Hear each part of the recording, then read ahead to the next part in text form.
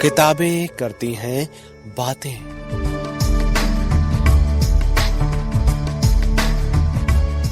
आवाज की तरंगों पर मेहनतकश जनता का साहित्य।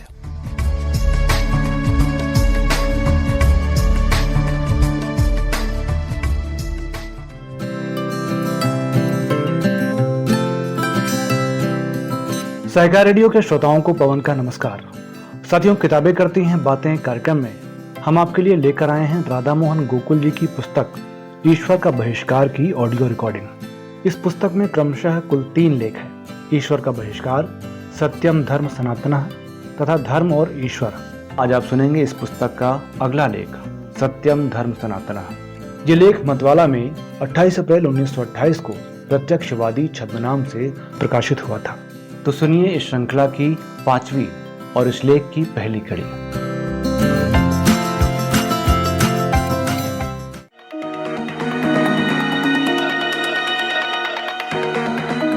सत्यम धर्म सनातनः। क्या यह सत्य है कि सत्य ही सनातन धर्म है? वृक्षों से समुन्नत होकर मनुष्य बनने तक तो हमें इतना समय लगा होगा जिसका हिसाब लगाना किसी भी विकासवादी के लिए अभी संभव नहीं प्रतीत होता। दादा डार्विन की ही बात पर विचार करें तो बानर से नर और बानरी से नारी बनने में पूंछ घिस कर लूमस सपाट होने में ही कोट्यानुकोटि वर्ष लग गए होंगे। इस बीच में इन बापुरे प्राणियों को अपनी आवश्यकता पूर्ति में, अपनी वासनाओं की संतृप्ति में, अपनी भूख प्यास विदूरित करने की फिक्र में जिस मस्तिष्क की जरूरत पड़ी होगी, उसकी उन्नति और अभिवृद्धि में न जाने कितना कष्ट उठाना पड़ा होगा। कौन कह सकता है कि बानर योनि में आने के बाद कितने दिनों में बेचारे ने अपने हाथों को चलने के काम से छुट्टी देकर पैरों के बल खड़े खड़े चलना सीखा होगा।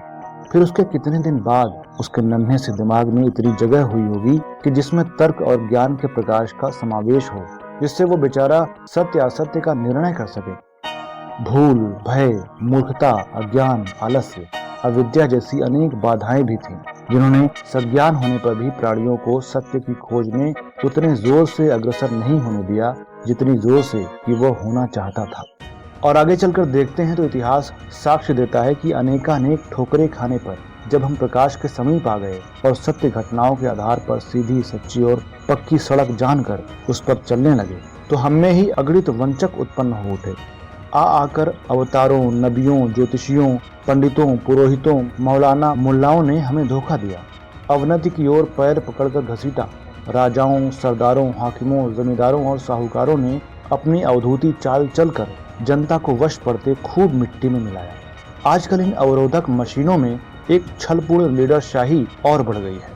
फिर भी हम देखते हैं कि हम बंदरों के बेदुम बच्चों में सच्चाई की तलाश घटती नहीं बल्कि बढ़ती जा रही है। इसी से मैं समझता हूँ कि सत्य की खोज मनुष्य का स्वाभाविक धर्म है। ये बिल्कुल ठीक है कि सत्यम धर्म सनातनः है।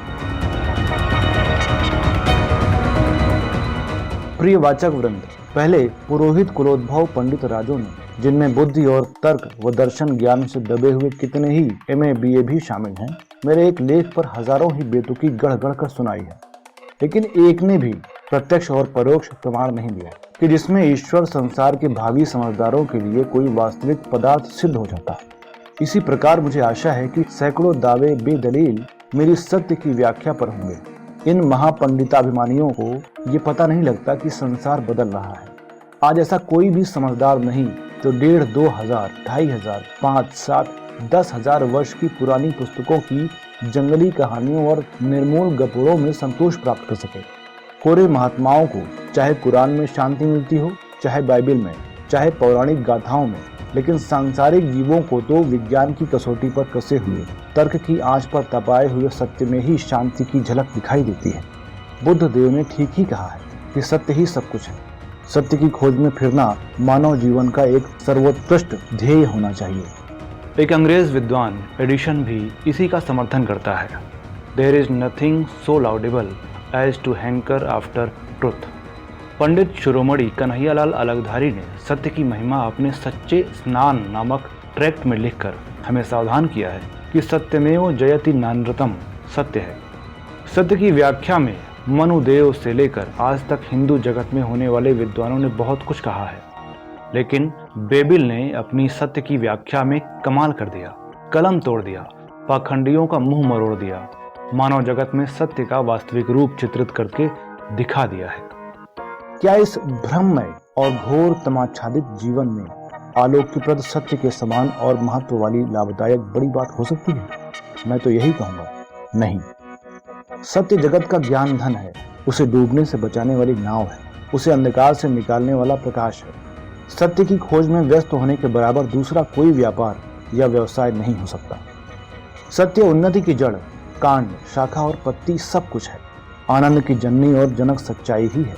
सत्य मन को शुद्ध करता है, विचार को पवित्र करता है, आकांक्षाओं और आदर्शों को उच्च बनाता है। सत्य का नाम सभ्यता, मनुष्य भक्ति और दयालुता है। सत्य के जानने की महत्वाकांक्षा के बराबर क्या कोई दूसरी आकांक्षा हो सकती है? सत्य से हमें शक्ति मिलती है। सत्य ढाल और तलवार दोनों का एक साथ काम कर देता है। सत्य गुरु, मित्र, पुत्र और सहायक सब कुछ है। ये तो जीवन ज्योति है। एक सत्यवाद खोज निकालता है, वो ऋषि है। उसका ये खोज वृत्तांत वेद है।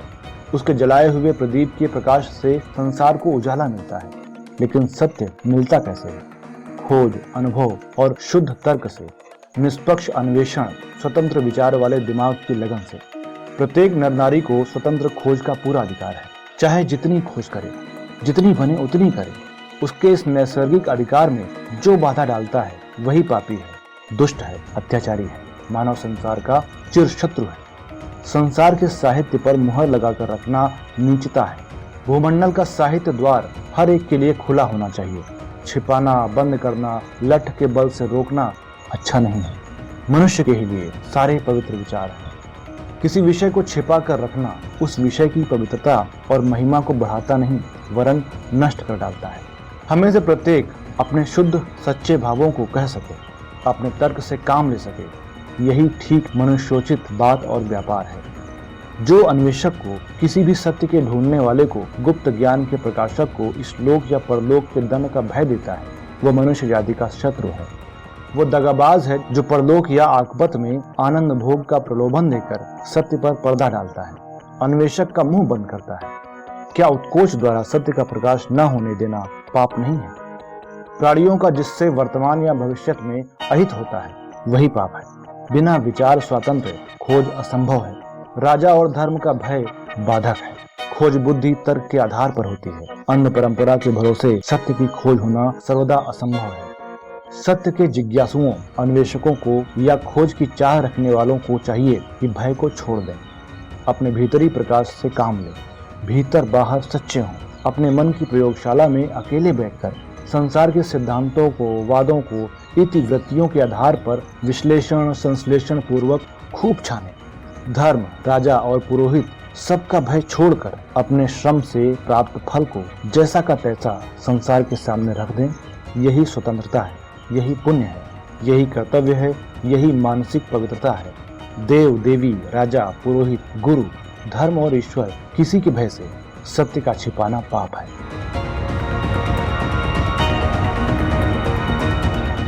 किसी के कहने से अपने तर्क, युक्ति, ज्ञानानुमोदित बात को क्यों छिपाएं, जब वो जमाले दिल फरोज, सूरते मेहर नीम रोज, आप ही हो नजारा सोज, पर्दे पे मुंह छिपाएं क्यों। हाँ, हमारी खोज में लगाव झुकाव ना हो। आत्मान्वेषित शुद्ध सत्य की खोज की रक्षा करने की हिम्मत हाथ से न जागे। प्रेम, भक्ति, ईर्ष्या, द्वेष, भय, दोस्ती, दुश्मनी हमारे विचार में खलल न डालने पाए। हमें तो सच्चाई की तलाश है और बस, और कुछ नहीं। हमें से हर एक का स्वत्व और दायित्व सत्य की खोज है। हम जानते हैं कि सत्य से हानि नहीं हो सकती। हानि होती है भूल से, असत्य से। सत्य को खोजने वाला बड़े बड़े नामों, बड़े बड़े ग्रंथों के प्रमाणों, रीतियों और रिवाजों की कुछ परवाह नहीं करता, जब तक कि उसका विवेक परवाह करने को बाध्य न करे। अन्वेषक अपने हृदय का एक मुखी राजा है, पर अत्याचारी नहीं। इसके राज्य में छल, भय और धींगा धींगी को कदापि बचने की आज्ञा नहीं होती। सत्य सत्य ही है, बात नई हो या पुरानी, नर की हो या नारी की, बूढ़े की हो या बालक की, पंडित की हो या मूर्ख की, जिंदे की हो या संसार परित्यक्त की। हम पुराने आदमियों, प्राचीन ग्रंथों की झूठी बेहूदी बात इसलिए सत्य नहीं मान सकते कि उन्हें अमुक महालेखक ने लिखी है, अमुक प्राचीन ग्रंथ में लिखी है।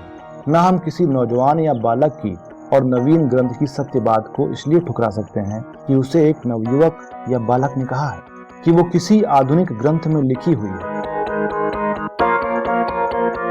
प्राकृतिक सौंदर्य को किसी तरह गहने, कपड़े आदि सजावट की जरूरत नहीं होती है।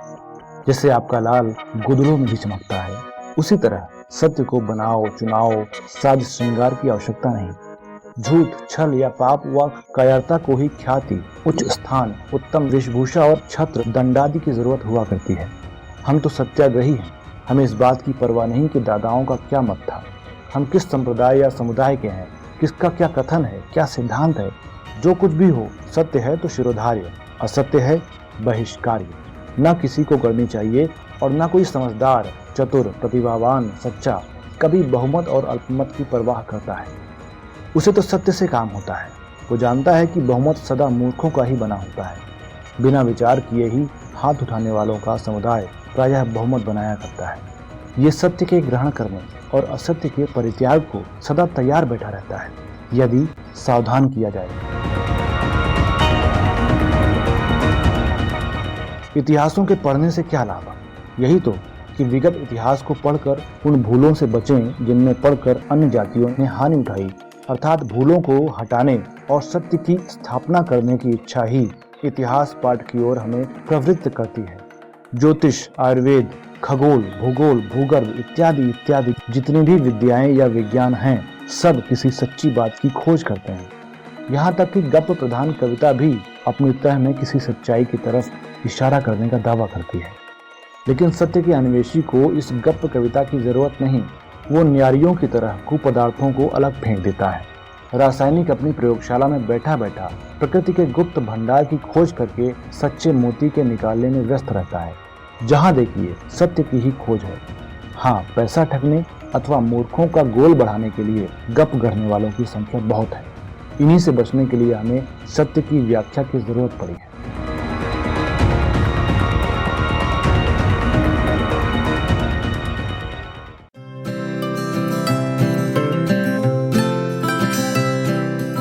तो श्रोताओं, अभी आप सुन रहे थे राधा मोहन गोकुल जी की पुस्तक ईश्वर का बहिष्कार के लेख सत्यम धर्म सनातनः की पहली और इस श्रृंखला की 5वीं कड़ी। राधा मोहन गोकुल जी की 4 पुस्तकें राहुल फाउंडेशन लखनऊ ने प्रकाशित की हैं। इस पुस्तक के अतिरिक्त जो और 3 पुस्तकें हैं वो हैं लौकिक मार्ग, धर्म का ढकोसला और स्त्रियों की स्वाधीनता। आप चाहें तो janchetnabooks.org वेबसाइट पर जाकर ये किताबें मंगवा भी सकते हैं। सहकार रेडियो के व्हाट्सएप ग्रुप से जुड़कर ताज़ा कार्यक्रमों की अपडेट पाने के लिए अपने अकाउंट से 9617226783 पर नाम और जिला लिखकर भेजें। आप हमारा फेसबुक पेज और यूट्यूब चैनल भी लाइक, सब्सक्राइब कर सकते हैं। हम टेलीग्राम और सिग्नल पर भी उपलब्ध हैं। सभी लिंक डिस्क्रिप्शन में दी गई हैं। हमारे बारे में अधिक जानने के लिए हमारी वेबसाइट सहकाररेडियो.com देखें। तो पुस्तक की अगली कड़ी के साथ फिर मिलेंगे। तब तक के लिए दीजिए इजाजत। मुझे यानी पवन को नमस्कार।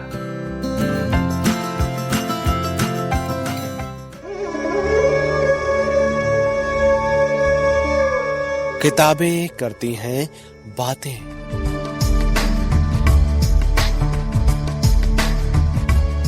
आवाज की तरंगों पर मेहनतकश जनता का साहित्य।